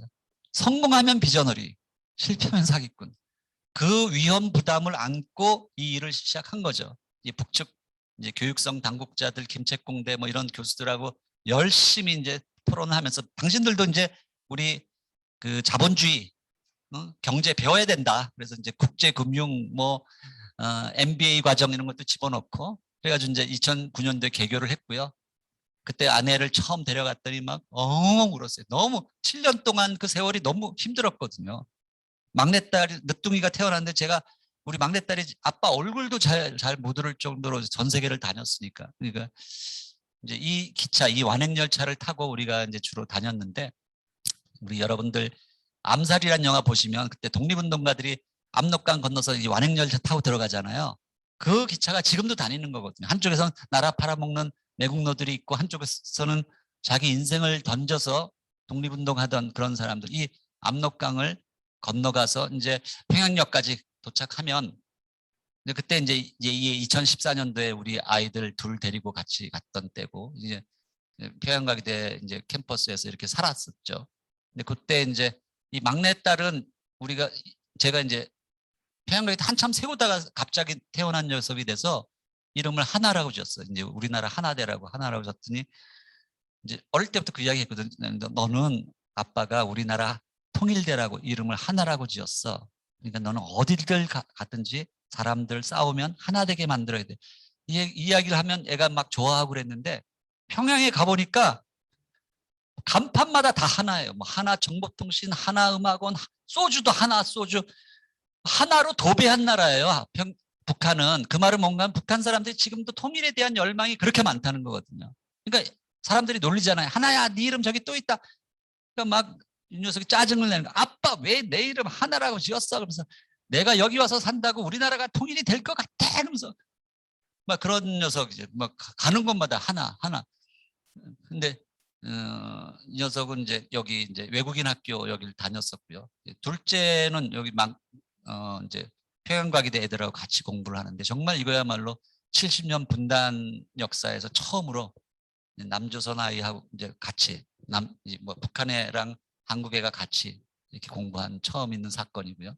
너무너무 친해져서 얘네들이 뭐 서로 배구하고 축구하고 그 샤워실 있거든. 빨개 벗고 샤워하고 하다 보니까 뭐 얘네들이 이제 그 식당에 와서 우리가 돈이 없어서 고기 반찬은 자주 못 해주지만 마음껏 떠먹게 하거든요. 뒤에 보세요. 기다리는 동안에 얼마나 열심히 공부하는지. 우리 애들을 가르치고 이제 한 학기 지나면 다 잠깐만요. 밥 먹으려고 그 식판 들고 기다리면서 이렇게 책을 보는 거예요? 네. 바로 이 앞에? 네. 저게 그러니까 꾸며놓은 게 아닐까요? 이제 뭐지 이게 시험 때였을 수 있는데 애들이 그렇게 하여튼 숙제를 내주면 항상 기대했던 것 그 이상의 숙제를 해와요. 그러니까 뭐 아주 명석한 애들 김책공대 김일성 종합대학을 2년 다니다가 이렇게 트랜스퍼 전학해서 온 애들이 굉장히 많았고 그런 애들이 그러니까 서울대학에서 이거 보여줬더니 그 교수님 한 분이 와서 끝나고 이거 사진 한 장만 달라고 그러면서 애들 정신 차리게 해야 된다고 그리고 제가 이제 아이들 가르치던 그 모습인데 정말 애들하고 이제 한 학기 지나고 나면 너무너무 이제 가슴이 서로 열리고 따뜻해지고 이제 이거는 이제 연변가기대 제자들이 또 거기 들어가서 많이 가르치고 교직원으로 섬기고 있거든요. 이제 그게 우리들에게 배운 제자들이기 때문에 이 중에는 이제 미국에 가서 저처럼 똑같이 미국의 대학에서 미시간 대학에서 박사학위 받고 뭐 해가지고 대학에서 교수 할 수 있고 영주권 받은 애들이 그거 다 포기하고 이제 평양으로 오는 거죠. 이제 선생들의 삶을 본받아서 그래서 뭐 이런 학부들이 있고요. 지금 뭐 이런 학부가 있고 지금 한 500~600명 되는 조그만 학교죠. 외국인 교수들이 가르치고 뭐 체육대회도 하고 국제학술대회를 4번을 했는데 평양에서 하는 학술대회이기 때문에 노벨 수상자들도 많이 와요. 노벨 수상자가 한 3명이나 왔었고 그래가지고 그들 강연도 듣고 뭐 엄청난 일들이죠. 애들한테는 엄청난 기회고 저는 이제 제 꿈이 이 평양과기대들하고 이제 한국의 대학생들하고 교환학생 프로그램 언젠가 해야겠다. 이거 생각하는 졸업식 모습이고 졸업생들이 벌써 거의 1000명 가까이 나왔거든요. 그러니까 북한 사회 요소요소에 벌써 다 들어가 있는 거예요. 얘네들이. 지금은 말단이지만 한 10년, 20년 후가 되면 얘네들이 북한을 움직이는 애들이 될 것이다. 그래서 이제 사진 석 장 보여주고요. 평양과기대 모습 보여드리고 저기 우리가 살던 기숙사가 있는데 아유 여기로 넘어갔네. 여기까지. 지금 막 앞으로 선생님 꿈 가운데 하나가 꿈이라고 하니까 뭐 앞으로 계획 중에 하나가 남북 교환 학생을 실현시키고 싶다고 그때 예. 그 이루시면은 예. 선생님 모교 서울대하고 예. 지금 계시는 한동대 학생들만 데려가지 마시고 예. 제가 우리 원광대 학생들도 데려가셔야 됩니다. 그러니까 데려가는 것 또 데려가는 거지만 평양 애들을 데리고 와서 이 대학 저 대학을 이제 데리고 다녀야죠. 그러니까 이제 우리 원광대학교 얼마나 좋아요. 오늘 예, 와보셨잖아요. 이 자리에서 한번 학술 네. 토론회 한번 네, 꼭 한번 해주시기 바랍니다. 예. 서울대 한동대보다 앞서라는 제 얘기는 안 하겠는데 서울대 한동대 하면 우리 원광대 꼭 이제 세 번째 들어가야 됩니다. 예. 네. 감사합니다. 금방 따님 이름을 하나로 지으셨잖아요. 예. 저도 그 하나라는 구호 때문에 평양에 들어가서 묘양산 입장료를 떼먹고 온 적이 있습니다. 아, 그래요? 98년 이제 묘양산을 갔는데 예. 입장료를 내라고 하는 거예요. 예. 두 사람이 갔어요. 예. 그래서 무슨 입장료냐 그랬더니 뭐 내국인들한테 하면 외국인들한테는 받는 거라는 거예요. 그래서 그럼 나 못 낸다. 네. 내국인이든 외국인이든 모든 사람들한테 입산료 받는다 하면 나 2배든 3배든 줄 수 있다. 뭐 환경 보호를 위해서라든지. 근데 내국인들한테는 안 받고 외국인들한테만 받는 거라면 나 안 낸다. 나 남쪽에서 왔는데 내가 왜 외국인이냐. 당신들 좋아하는 말이 있지 않느냐. 조선은 하나라고. 내가 왜 외국인이냐. 나 안 낸다 그랬더니 그럼 그냥 가시라요. 그래서 입산료를 떼먹고 왔어요. 예, 잘하셨습니다. 예. 아주. 나중에는 호텔료도 안 받대요. 저한테 그 진정성이 느껴진다고. 그래서 일주일째 호텔비를 떼먹고 온 적도 있습니다. 예. 제가 저 선생님 끝마지막 나오려고 했는데 예. 그 소설가라고 소개를 했어요. 저도 이제 뭐 정치학, 또 이제 사회과학을 공부하면서 통일 문제에 관심을 갖게 되니까 뭐 역사를 공부하지 않을 수가 없고 또 우리가 학문의 가장 기본이 문사철이라고 하잖아요. 문사철. 그래서 제가 문학하고 역사 분야에서는 누구 못지않게 책 좀 봤다고 자부해 왔어요. 선생님이 소설가라고 해서 깜짝 놀랐어요. 또 이제 공학도 아니에요. 공학 박사, 공학 전문가고. 근데 90년대부터 소설을 쓰셨더라고요. 이제 그 소설은 제가 못 읽었는데 지난 3월에 소설 내셨잖아요. 2권짜리. 말은 소설이지만 그냥 우리 독립운동사지요. 처음 놀란 게 선생님 그 글솜씨입니다. 저도 좀 건방진 얘기지만은 누구 못지않게 글 좀 쓸 줄 안다고 생각했어요. 제 글솜씨하고는 비교가 안 되대요. 그다음에 흔히 이제 아무리 역사 소설이라도 뭐 어느 정도 그냥 역사 자료 해놓고 이제 소위 꾸미는 거 아니에요. 보니까 어느 역사학자 못지않게 자료가 방대하대요. 저도 참 접해보지 못한. 그래서 야, 이렇게 엄청난 자료를 가지고 유려한 글재주로, 그래서 그건 굳이 소설이라고 할 필요가 있을까? 근데 우리가 소설 이제 재미있게 읽을 수가 있으니까, 그래서 재미있게 읽으면서 역사를 공부할 수 있다. 이게 이제 장점이 있는 것 같아요. 네. 이렇게 멀리 오셨으니까 선생님한테 특혜를 좀 드리겠습니다. 한 5분에서 10분 정도 이 책 소개를 좀 해주세요. 그래서 요즘 우리 젊은이들은 책 안 사봐요. 근데 이제 우리 젊은이들뿐만 아니라 지금 줌이나 유튜브를 이제 앞으로 몇백 명이 볼 거예요. 이걸 이제 지켜보는 사람들이 아하, 저 소설책은 반드시 읽어봐야 되겠다. 그런 생각이 들 정도로 한번 홍보해 보세요. 시작하기 전에 어느 이제 그 한국의 이제 법률가 협회에서 제가 이 강의를 이 책 소개하면서 강의를 했는데 그 사회 보시는 그 변호사님이 이 책을 먼저 다 읽고 오셨더라고요. 저도 다 읽었어요. 근데 그분이 이제 통일에 대해서 관심이 굉장히 많은 분인데 그분이 이 책을 소개하시면서 이렇게 이야기했습니다. 앞으로 통일운동 하는 사람들은 이 책을 이제 여명과 혁명 그리고 운명인데 줄여서 여혁운이라고 부르거든요. 앞으로 통일운동 하는 사람들은 여혁운을 읽은 사람과 읽지 않은 사람으로 나뉠 것이다. 그게 이제 그분의 이제 소개였는데 여러분들이 어느 편에 설지 이제 앞으로 좀 자기 이거 좀 다시 해주시죠. 사실은 그래서 말씀하신 것처럼 이 책을 쓰게 된 동기는 정말 우리가 너무나 역사를 모르고 살았구나. 제가 그것을 뼈저리게 느끼게 됐고요.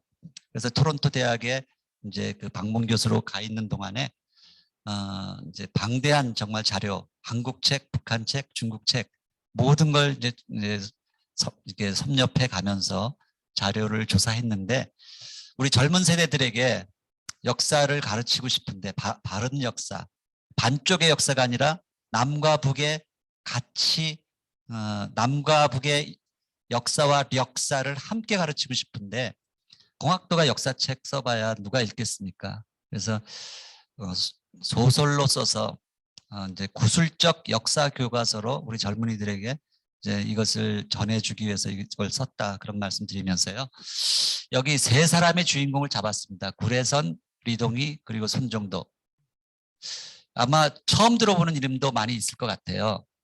이 책인데 이 구례선이라는 사람은 캐나다 선교사, 주로 함경 남북도 북간도 연해주에서 활동했던 캐나다 선교사 그리어슨입니다. 그리어슨, 로버트 그리어슨의 우리말 이름 구례선. 여러분 구례선, 여러분 아까 윤동주 시인하고 문익환 목사님은 들어보셨죠? 그분들이 나온 학교가 그 만주의 그 용정이라는 곳에 가면 은진중학교라고 있어요. 은진중학교. 다 그 은진중학교에서 엄청난 인물들을 독립운동가들을 배출했거든요. 은진중학교를 만드신 분이에요. 구례선 선교사. 리동희는 들어보셨나요? 우리나라 임시정부 최초의 국무총리죠. 국무총리. 교과서에 한두 줄 정도 조금 나올 거예요. 근데 엄청나게 중요한 분이에요. 그리고 손정도 목사. 남과 북에서 유일하게 동시에 존경받는 목사 한 분. 그러니까 북한 사람은 손정도 목사를 모르는 분이 없어요. 이 북한을 이해하려면 손정도 목사를 반드시 알아야 된다. 이 세 분을 이제 통합의 리더십으로 잡았고요. 잃어버린 연결고, 제가 이 책을 쓰면서 포인트를 주었던 건 뭔가 하면 우리가 배운 역사들이 이 까만색으로 되어 있는 역사들이에요. 주로. 그런데 이 빨간색이 미싱 링크라는 거예요. 잃어버린 연결고리들. 이것을 우리는 배운 적이 없어요. 역사를 몰라요. 함경도, 북간도, 연해주의 독립운동사, 교회개척사. 그리고 임시정부 안에서도 기호파하고 서도파. 서도파는 평안도 쪽이요. 북도파는 함경도. 그 북도파를 몰라요. 미국 선교사 이야기는 많이 알아도 캐나다 선교사는 몰라요. 뭐 개인복음, 사회복음, 범보수연대. 그리고 7번에 보면 동학과 기독교와 공산주의가 어떻게 연결되었는지 그거 잘 몰라요. 전라도 지역의 독립운동도 많이 감추어져 있어요. 전국적으로. 그러니까 전라도 분들은 알지만 전국적으로 경상도 출신의 독립운동가들이 그렇게 많이 알려진 거에 비해서 안 알려져 있다는 거예요. 이게 이제 문제라는 거예요. 그래서 이제 그리어스는 캐나다 헬리팩스라는 저 바닷가에서 태어나서 30살에 자기 와이프 레나와 결혼하자마자 신혼여행을 바로 떠난 사람이에요. 신혼여행을 우리나라에 와서 평생을 우리 민족을 위해서 살았는데 지금은 김책시라고 이름을 바꿨지만 옛날에 성진이라고 부르던 곳에 거기 선교부를 세우고 제동병원, 욱정교회, 보신학교, 학교와 병원과 교회를 세워서 이렇게 하다가 이 사람이 우리나라에 처음 이제 그 자전거를 도입한 사람이거든요. 자전거 타고 다니면서 장마당마다 다니고 그러면서 함경남북도를 다 일주하고 회령에다가 또 선교부를 세우고 용정에다가 또 선교부를 세워서 그것이 이제 아주 뭐 굉장히 그리고 연해주까지 개척했던 그런 아주 독립운동가고 이 사람은 이제 사회복음이라는 건 뭔가 하면 개인복음하고 사회복음의 차이는 개인은 나 혼자 구원받는 것이고 우리 원불교에서도 이제 먼저 득도한 다음에 그 다음에는 이제 우리 뭐죠? 이 중생을 위해서 일을 하는 거잖아요. 득도하는 과정이 개인복음이라면 중생을 위해서 이제 헌신하는 게 사회복음이에요. 근데 사회복음 쪽에 그리고 연합교회, 민주화와 통일운동하는 사람들이 거의 다 이분의 제자다 이렇게 생각하시면 돼요. 리동희 이분은 뭐 이제 그 고종의 시위대 대장 하다가 강화도 진위대장 군인 출신이죠. 군인이었다가 강화도에서 이제 기독교인이 돼요. 그래서 이제 거기서 엄청난 강화도의 바울이라고 불리면서 엄청난 대교육자로 변신해요. 그래서 전국에 170개의 보창학교라고 이제 일종의 학교 그룹, 학원 그룹을 만들었던 사람이에요. 근데 거기서 늘 이제 군사훈련까지 시키고 성경도 가르치고 부흥사, 정치가로 이분이 한번 지나가고 나면 1연설 1학교 1통곡 1교회 이분이 우리 민족이 독립하기 위해서는 전국의 마을마다 교회 하나 학교 하나 세우면 독립한다. 이걸 주장하던 분인데 이분이 한번 지나가면 한번 통곡하면 이제 교회가 하나 세워지고 학교가 하나 세워지던 그런 분. 손정도 목사. 이분은 한 2년 전에 이제 KBS에서 걸레성자 손정도 해가지고 이제 특집을 했는데 두 아들이 있어요. 근데 첫 큰 아들은 우리나라 최초의 그 해군 제독이고 국방부 장관, 인천 상륙작전의 영웅이죠. 그러다 보니까 이분은 당연히 국립묘지에 묻혀 있는데 그분의 둘째 아들 손원태 박사는 이제 미국에서 메디컬 닥터로 일하다가 그의 말년에 이제 옛날에 어린 시절에 그 김성주, 지금 김일성 주석이죠. 김성주와 가까이 지내던 그 길림 중학교, 육문중학교를 다니던 그 시절에 아주 친했었거든요. 그래서 북한을 찾아가서 김일성 주석을 만나고 회우를 하고 그래서 그 연고로 북한의 애국 열사능에 묻혀 계세요. 그러니까 우리나라가 통일이 되고 독립이 되기를 그렇게 바랬던 이 손정도 목사님이 이 갈라진 우리 조국을 바라보면서 하나들은 남쪽에 하나들은 북쪽에 묻어두고 있는 이 비극적 현실, 이것을 우리에게 갖춰준다. 이승만을 대통령으로 만드는데 굉장히 큰 역할을 했지만 김일성의 생명의 은유로 추앙받는 이런 분들, 우리가 이제 4.27 판문점 회담 때 보면은 그 김정은 위원장이 와서 이렇게 방명록에 쓰거든요. 새로운 역사는 이제부터 평화의 시대 역사의 출발점에서 한 번은 북한식으로 역사라고 쓰고 한 번은 한국식으로 역사라고 썼어요. 이게 이제 새로운 역사와 역사가 만나야 되는데 우리는 이승만 박사, 김구 선생은 잘 알지만 임시정부 시절에 훨씬 더 많은 역할, 중요한 역할을 했던 리동희 장군과 김리 선생은 잘 모른다는 거죠. 캐나다 선교사 중에서도 남쪽에서 활동했던 스코필드 박사는 알아도 북쪽에서 활동했던 그리어슨 박사는 모르고, 뭐 경상도 사람, 뭐 한성에 있는 그런 사람들이 올라가서 세운 신흥무관학교는 알아도 함경도 사람들이 올라가서 세운 나자거상한학교는 모른다. 그만큼 역사와 역사가 나뉘어져 있다.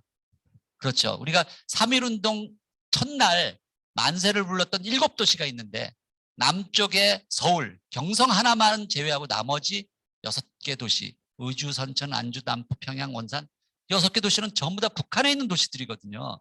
북한이 얼마나 그 당시에 기독교가 부흥했으면 이 도시들이 다 그런 도시들인데 우리 정말 이제 기독교인으로서 저는 정말 참여하는 마음이 있는데 기독교가 한국 근대사에서 이 교육과 이제 어떤 계몽 운동에 큰 역할을 했지만 한편으로는 우리 민족의 분단 역사에 가장 큰 또 원인을 제공했단 말이에요.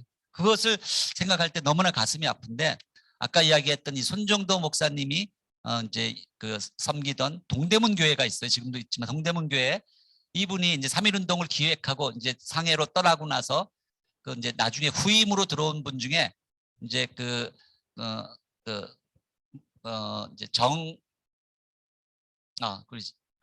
갑자기 그 목사가 계셨는데 그분이 그 지금 청주에 가보면 청주에 3.1공원이라고 있고 33인 대표의 그 동상이 다 세워진데 한 사람만 없어요. 그 이유가 뭔가 하면 이분이 얼마나 친일 행각이 정춘수 목사 친일 행각이 심했나 하면 뭐 일제 말기에 젊은이들을 다 징용으로 막 전쟁터에 내보내기도 하고 설교를 그렇게 하니까 전국에 있는 교회 종을 다 떼어다가 갖다 바치고 하던 엄청난 친일파였거든요. 그러다 보니까 이제 그 동상을 성난 군중들이 이제 스탈린 동상 끌어내듯이 이제 박살을 낸 거예요. 이런 역사가 있는데 여러분 유관순을 가르친 스승이 누군가 하면 아까 이야기한 우리 손정도 목사님이 이분이 정동교회에서 이제 그 목사로 할 때 유관순이 그 청년부에 있었단 말이에요. 그런데 여러분은 잘 모를 거예요. 박마리아라고 옛날 자유당 이승만 정부 시절에 굉장히 뭐 유명했던 여자가 있어요. 이 유관순하고 박마리아가 둘 다 이화학당, 지금으로 보면 이화대학을 나온 사람인데 그 두 사람의 삶이 완전히 다른 거예요. 근데 이 박마리아 그 당시 자유당 시절의 최순실이라고 보시면 돼요. 근데 이 사람의 힘을 가르친 사람이 누군가 하면 정춘수거든요. 그것을 저는 이제 가르치는 사람의 입장에서 보면 정말 그 스승의 그 제자가 나오는 거예요. 역사는 거짓말하지 않습니다. 그 스승의 그 제자가 나온다. 그것을 알려주고 있다. 이제 그런 이야기. 이거 너무 많아서 지나가도록 하겠습니다. 예. 그 정도 알겠습니다. 하고요. 나중에 조금 시간 주시면 이제 동영상 이제 한 3분짜리 틀어드리고 이제 고맙습니다. 마무리하겠습니다. 우리가 중고등학교 역사책에서 이동희 선생을 조금 배우기는 배울 거예요. 근데 주로 잠깐 배우죠. 우리 이제 남쪽의 역사 교과서에 의하면 독립운동하는데 이제 뭐 이승만, 김구하고 뭐 윤봉창, 이봉창, 윤봉길. 윤봉길, 뭐 이 정도지요. 네. 근데 이동희 선생은 참 정말 잘못된 게 이동희 선생이 잘못된 게 아니라 우리 교육이 저분이 군인 출신이고 웬만한 군사학교 다 세웠고 교회 세웠고 훌륭한 독립운동가인데 우리 남쪽에서 그걸 인정하지 않았어요. 저분한테 훈장을 제공한 게 김영삼 정부 때입니다. 네, 1990년대. 한참 후에. 네. 이제 저분이 과거 이제 공산주의라는 수단을 통해서 독립운동을 했다가 이제 부정적으로 생각할 수는 있어요. 그게 이제 우리나라 분단이나 전쟁과 직접 연결이 됐다면은 우리가 그럴 수가 있죠. 해방되기 10년 전에 돌아가신 분이에요. 그러니까 우리 분단이나 전쟁하고는 전혀 관계가 없고 단순히 그때는 더구나 이제 공산주의는 얼마나 신선한 사상이에요. 일제 때 일종의 독립운동 수단이었고 또 흔히 공부하는 사람들 좀 지식인들 치고 공산주의에 빠지지 않으면 사람이 아니었다고 할 정도인데 근데 저런 사람을 우리가 제대로 독립운동했다면 인정한 게 1990년대 김영삼 정부였다는 거. 맞습니다. 그다음에 저 손정도 목사는 아까 유관순을 이제 가르치신 분이다, 인도하신 분이다. 근데 그건 잘 알려져 있는데 김일성 생명의 은인이란 말이에요. 네. 그래서 이제 북쪽에서는 떠받들여지는 사람이고. 근데 지금 말씀하셨듯이 큰 아들은 남쪽으로 내려와 가지고 해군을 창설하고 나중에 국방부 장관도 되고 또 인천 상륙 작전에 지대한 공을 세우고 동생은 세브란스 나왔죠. 그리고 이제 미국에서 의사로 활동하다가 근데 이 세 사람이 김일성하고 다 또래들 아니에요. 선종 큰 형은 이제 2살인가 아래고 손원태는 2살인가 아래고 김일성이 그 중간에 가 있단 말이에요. 그리고 손정도 목사가 연변에서 그 운영하던 그 목사 교회에서 다 그 청년학교 이제 지도자들이었고 그런데 김일성하고 형은 싸웠고 서로 한국 전쟁 때 동생은 지금 북쪽에 묻혀 있고 이게 우리 분단과 전쟁의 참 서글픈 역사 아니겠어요? 맞습니다. 그런 걸 이 책에서 아주 자세히 해놓으셨어요. 그래서 우리 젊은이들 다른 책 안 보더라도 우리 역사를 한번 제대로 공부. 여러분들이 지금 우리가 지금 학교에서 공부해온 역사는 반쪽 역사예요. 왜곡된 역사고 아주 잘못된 거죠. 그래서 이 소설을 통해서 우리 독립운동가, 독립운동사 제대로 알아보시기 바랍니다. 참 하여튼 대단하세요. 공학을 연구해 오신 분이 이렇게 대단한 소설을 쓰셨다는 게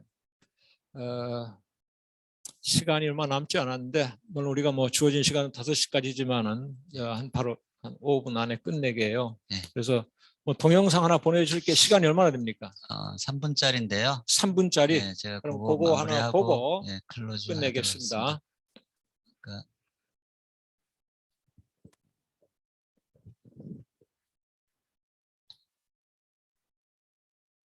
다시 밑으로 예. 그 먼저 이건 다 지나가고요. 예.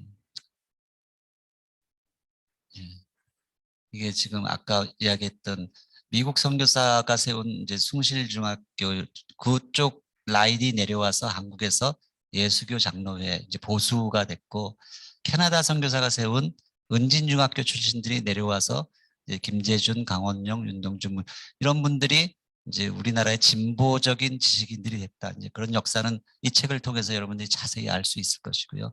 그러니까 우리 그 원불교에서 득도하고 중생을 가르치는 것처럼 이제 개인복음과 사회복음의 이야기가 나오고요.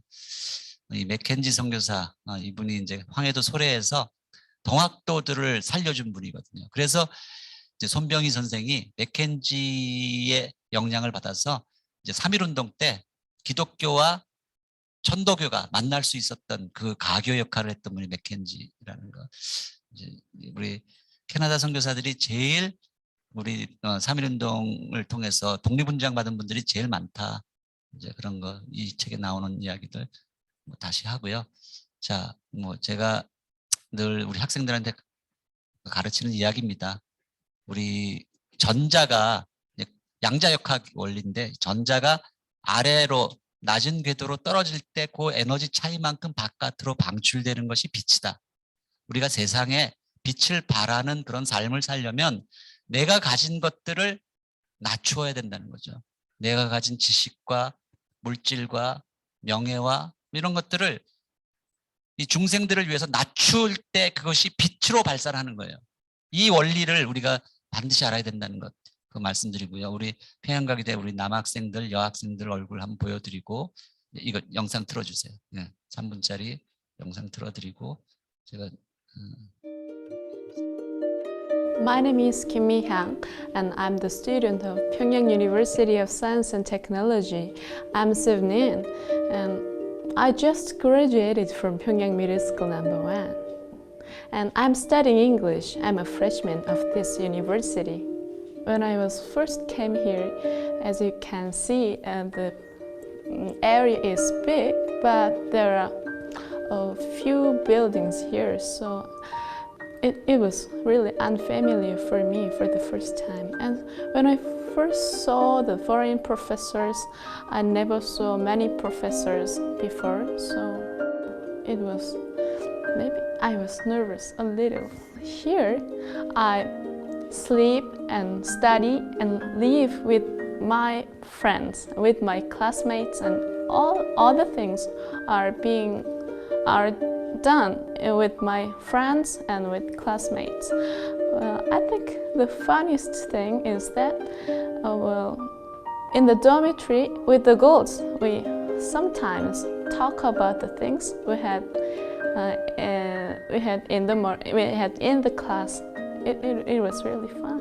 If we have a free time, we can do everything. But sport, I like sport, and so sometimes we go out to play volleyball, and sometimes we can play badminton, mini badminton. This badminton is kind of special badminton. Maybe, did you see it? Yes, maybe sometime you can see it here. Because I like biology, I want to be a doctor in the future. So, I hope so. I know here, 터장국. Here also there is 터장 soup. I don't know in English, but my mom made it especially delicious for me. And every time I eat 터장 soup, I always miss my mom. In our country, there is a speech like this. Well, I don't know exactly in English. 자기 땅에 발 붙이고 눈은 세계를 보라, 이런 말. So here, maybe in the future, maybe next year, I could see the science of the world. Then I could say thank you very much for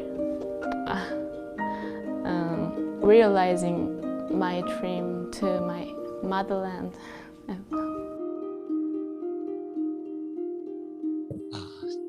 우리 평양가기대 여학생 너무 예쁘죠? 저는 영어 하는 거 보니까 구사하는 어휘는 아주 쉬운 거지만은 발음하는 거 보니까 철저하게 교육시키셨네요. TH 발음이라든지 이게 상당히 어렵잖아요. 근데 이제 혀를 깨문다든지 입술을 깨문다든지 아주 기초 교육을 잘 시키신 것 같은데.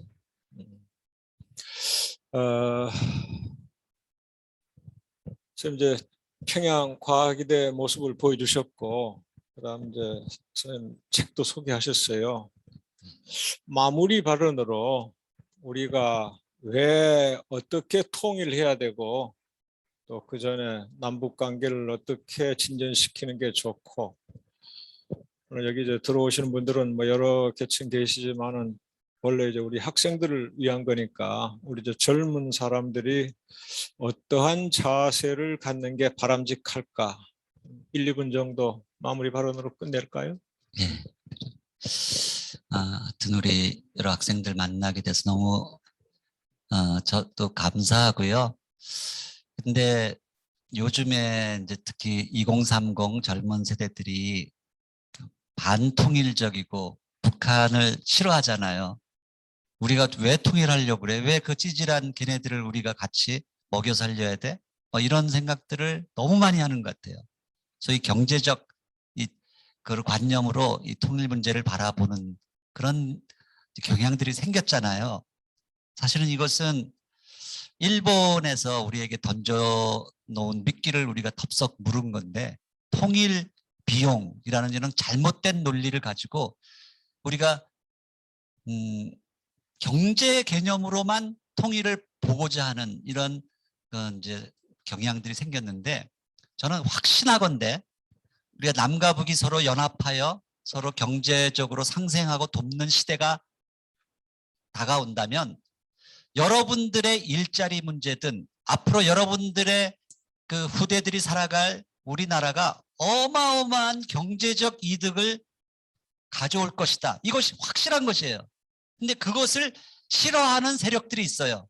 누구겠어요? 일본이나 주변에 있는 사강들. 우리가 그렇게 되는 것을 싫어하는 세력들이 뿌려놓은 거짓된 정보들이란 말이에요. 거기에 지금 쏘가 넘어가 있는데, 한편 또 우리나라 안에서도 거기에 동조하는 사람들이 너무 많이 생겼고, 참 그래서 우리 기성세대들이 여러분들에게 제대로 된 통일 교육을 하지 못해서 통일을 반대하는 그런 젊은 세대들을 이렇게 키워낸 것에 대해서 너무너무 가슴도 아프고 한편 미안하기도 해요. 그러나 실상은 그렇지 않다는 거예요. 우리의 살 길, 여러분들의 일자리 문제, 여러분들의 앞으로 살아갈 미래, 우리 민족의 위상, 이 모든 것들이 우리 후대들이 살아갈 그런 자랑스러운 우리 조국 나라를 물려주는 이 일을 눈앞에 있는 작은 그런 그 경제, 그것을 먼저 생각해서는 안 된다. 그러나 확실한 것은 경제적으로도 이 통일은 우리에게 엄청난 이득을 가져다 준다. 이것을 여러분들한테 말씀드리고 싶고요. 아까 잠깐 그 양자역학에서 이 떨어져야지, 전자가 낮은 궤도에 떨어질 때 빛을 발한다고 했잖아요. 옛날 우리들의 선조들은, 독립운동했던 이동희 선생이나 손정도 목사 같은 이런 분들은 그런 인생을 살았거든요. 자기가 가진 위치, 그런 것들을 우리 더 소중한 가치를 위해서 그것을 초계처럼 버리고 그렇게 낮아졌기 때문에 그들의 삶 속에서 우리에게 정말 이런 교훈, 아름다운 그런 삶의 그런 교훈들이 이제 빛으로 비춰지는 것처럼, 우리가 정말, 저도 가르치는 사람이지만 젊은 세대들을 그런 사람들로 키워내야 되는데, 한국의 교육이 요즘 세태가 그렇지 못하고 그저 내 그 13인의 아들처럼, 자기만을 위해서 달려가는 13인의 아이들처럼 그런 젊은이들을 키워낸 것에 대해서 저는 기성세대의 한 사람으로서 여러분들에게 너무나 미안하다. 일단 미안하다는 말 하고 싶고요. 그러나 우리가 여기서 멈출 수 없고, 이 통일이라는 것은 결국은 여러분들뿐만 아니라 여러분들의 앞으로 자녀 세대들을 위해서 우리가 반드시 가야 할 그런 길이고, 여러분들이 통일이 되어져 가는 그 과정의 그 역사 속에서 정말 저기에 이 책에 나오는 많은 그런 독립운동가들처럼 자신의 인생을 들여서 그렇게 쓰임받는 그런 가치 있는 삶을 산다면 앞으로 여러분들의 후대들이 엄마 아빠한테, 엄마 아빠는 우리나라가 그렇게 통일하는 그 과정에서 어떤 일을 했어? 라고 질문할 때 자신 있게 당당하게, 나는 이러이러한 일을 해서 우리나라가 통일하는 것을 내가 도왔단다라고 그렇게 대답할 수 있는 그런 사람들이 다 되어질 수 있기를 바랍니다. 제가 그 용정에 아까 은진중학교 이야기 했잖아요. 구례선 선교사가 세운 거기서 엄청난 인물들이 나왔어요. 나중에 그 은진중학교 교장까지 하고 했던 김야견 목사님이 계세요. 윤동주 시인의 외삼촌이에요. 교육자며 독립운동가며 목사셨던 이분이 돌아가실 때 그 제자들이 둘러앉아서 선생님 우리에게 유언을 남겨주십시오 라고 이렇게 부탁을 했어요. 그때 이 김야견 선생이 뭐라고 답하셨나 하면 너희가 내가 어떻게 살아왔는지 다 보지 않았느냐. 그런데 또 무슨 유언이 필요하단 말이냐 하시면서 나의 행동이 나의 유언이다. 이 말씀 남기시고 돌아가셨어요. 나의 행동이 나의 유언이다. 여러분들의 삶의 그 모습이 여러분들의 후대들에게 유언이 되어질 수 있는 그런 인생들을 꼭 살 수 있기를 제가 축복하고 그렇게 기대하고 바랍니다. 저도 그런 인생 살도록 노력할게요. 우리 다 같이. 감사합니다. 좋은 말씀 고맙습니다. 너무 감동적이네요. 제가 그냥 눈물을 흘리려고 해요. 오늘 다른 때보다 시간을 조금 더 썼어요. 나 자신이 너무 감동을 받아서 이걸로 수업 마칠 텐데요. 제가 얼른 지금 책을 좀 홍보하려다 보니까 값이 2만 원이면 2권 4만 원 아니에요. 우리 학생들 10,000원짜리 책 사는데도 부담스러워해요. 그래서 선생님 조금 깎아 주실 거죠? 그 다음에 오늘 돈 안 가져온 사람들 외상도 받으시고 제가 보증 설 테니까 그래서 우리 여러분들 이 책 꼭 한번 읽어보시기 바랍니다. 나와서 우리 선생님 서명도 받아가고 이것으로 오늘 수업 마치겠습니다. 우리 정 교수님한테 뜨거운 박수 보내주시겠어요? 고맙습니다. 수고하셨습니다. 예, 말씀하시죠.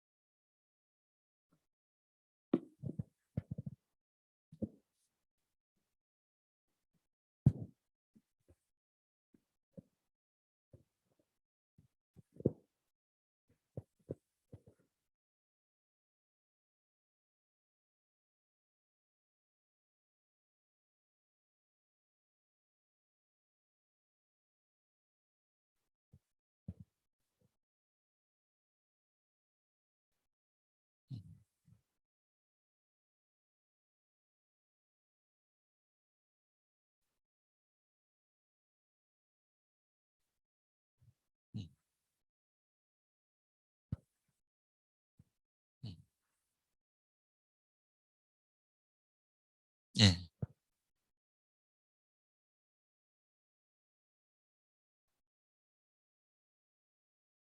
예.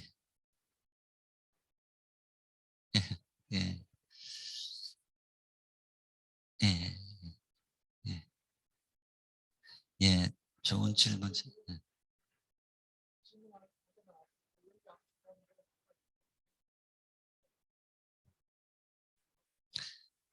예, 자유롭게 얘기하시기 바랍니다. 시간 충분하니까. 그쪽 학생들은 그쪽에다 놓고.